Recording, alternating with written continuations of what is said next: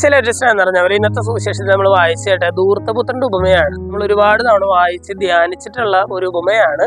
ഇവിടെ നമ്മൾ ശ്രദ്ധിക്കേണ്ട ഒരു കാര്യം, അല്ലെങ്കിൽ ഇന്ന് നമ്മൾ ചിന്തിക്കാനായിട്ട് പോകുന്നത് ഈ തിരിച്ചു വരുന്ന ഈ മകനോട് പിതാവ് കാണിക്കുന്ന ഒരു മനോഭാവമാണ് അല്ലെ. ഈ മകൻ നാടകീയമായിട്ട് കുറെ കാര്യങ്ങളൊക്കെ പറയുന്നുണ്ടെങ്കിലും ഈ പിതാവ് ഇതൊന്നും കാര്യമാക്കുന്നില്ല. വളരെ സിമ്പിളായിട്ട് പിതാവ് ചുറ്റുമുള്ളവരോട് പറയുകയാണ്, അവന് മേൽത്തരം വസ്ത്രം ധരിപ്പിക്കുകയും അവന് വിരുന്നൊരുക്കുകയും എന്നൊക്കെ പറഞ്ഞിട്ട് വളരെ കൂളായിട്ട് ഈ തിരികെ വരുന്ന മകനെ പിതാവ് സ്വീകരിക്കുകയാണ്.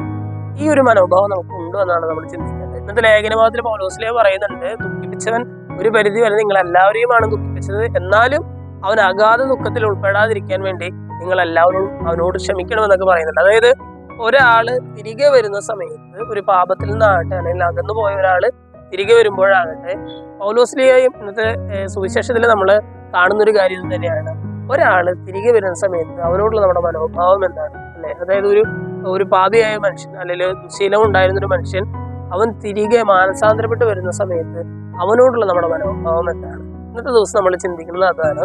നമ്മുടെ ജീവിതത്തിൽ അങ്ങനത്തെ ഈ മനോഭാവത്തിൽ എന്തെങ്കിലും വ്യത്യാസങ്ങൾ ഉണ്ടോ എന്ന് നമുക്കൊന്ന് ചിന്തിച്ചു നോക്കാം.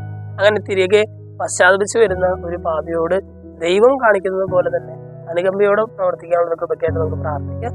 ദൈവം നമ്മെല്ലാവരെയും സമൃദ്ധമായിട്ട്